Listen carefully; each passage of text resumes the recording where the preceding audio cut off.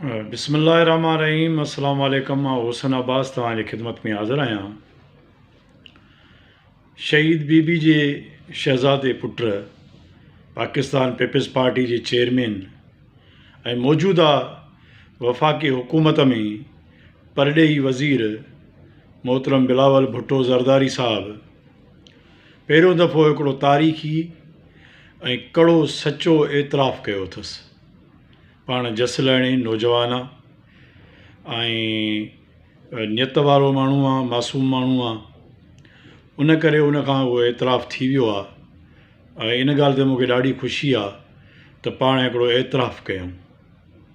पर उनखे काफ़ी एतिराफ़ बिलावल साहब खे करणु खपंदा हुआ जेके उन्हनि कया आहिनि।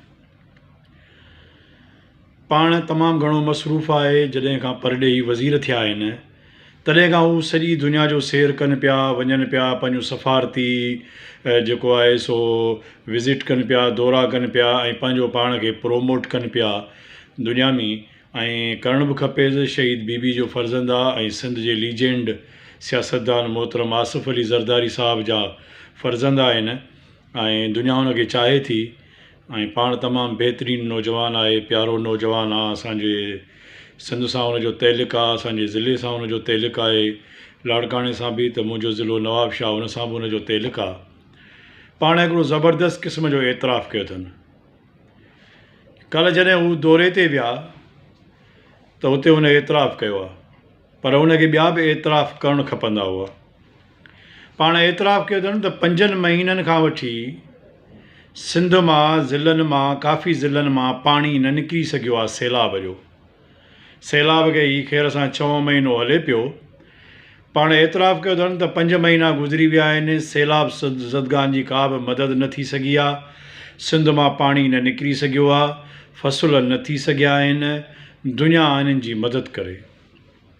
पाण हिन सैलाब जे नाले ते बिलावल साहब सॼी दुनिया में सैर सफ़र बि कया आहिनि, दुनिया खे मुतवजा कयो अथनि, बहितरीनु लीडर आहे।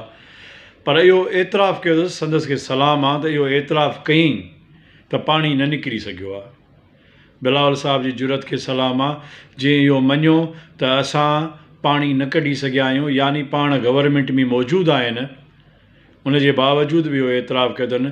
जॾहिं त संदसि वज़ीर, मुशीर, संदसि वज़ीर आला कूड़ हणंदा रहिया आहिनि माण्हुनि सां त पाणी निकिरी वियो आहे, पर पाण एतिराफ़ कयूं त पाणी नाहे निकिरी सघियो। यानी पाण बुर्दबारीअ जो मुज़ाहिरो कयो अथनि, पाण वॾपणे जो मुज़ाहिरो कयो अथनि। ऐं तमामु ज़बरदस्त ॻाल्हि आहे त एतिराफ़ कयो अथनि त बाबा पाणी असांखां न निकिरी सघियो आहे ऐं पाणी मौजूदु आहे।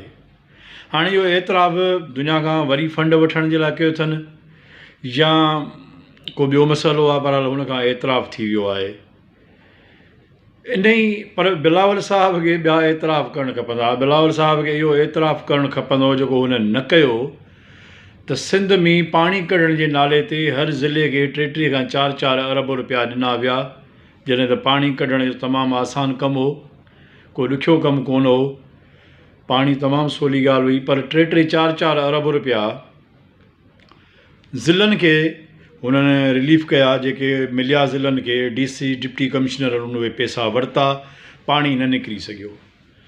बिलावल साहब इहो एतिराफ़ करे हा। बिलावल साहब इहो बि एतिराफ़ करे हा त संदसि गवर्नमेंट में इंतिहाई नाअहल माण्हू मौजूदु आहिनि सिंध में जेको हुन एतिराफ़ न कयो।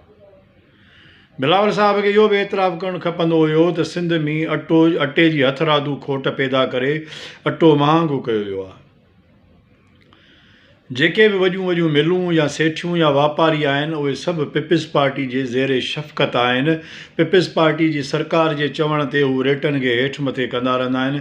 बिलावल साहब खे इहो बि एतिराफ़ करणु खपंदो हो। अलाए छो कोन बिलावल साहब इहो एतिराफ़ कयो। बिलावल साहब खे इहो बि एतिराफ़ करणु खपंदो हो त हज़ारे नौजवान नौकरियुनि जे लाइ दरबदर आहिनि, बेरोज़गार आहिनि। बिलावल साहब खे इहो बि एतिराफ़ करणु खपंदो हो, पर अञा ताईं हुन इहो एतिराफ़ न कयो आहे। बिलावल साहब खे इहो बि एतिराफ़ करणु खपंदो हो त धारियुनि खे सिंध में डोमिसाइल ॾियणु, धारियुनि खे नौकरियूं ॾियणु, धारियुनि खे स्पेस ॾियणु पीपल्स पार्टी जो कमु आहे। बिलावल साहब खे इहो एतिराफ़ न कयो आहे। पर नौजवान लीडर आहे, बीबी जो फ़र्ज़ंद आहे मोहतरम आसिफ अली ज़रदारी, जेको माना मुंहिंजे ज़िले जो ज़रदारी साहिबु आहे या मां ज़रदारी साहिब जे ज़िले जो आहियां, पर ज़रदारी साहिबु लीजेंड आहे। उहा ॿी ॻाल्हि आहे त ज़रदारी साहिब खे ख़बर कान्हे त संदसि गवर्नमेंट में मौजूदु माण्हुनि बर्बादी करे छॾी आहे।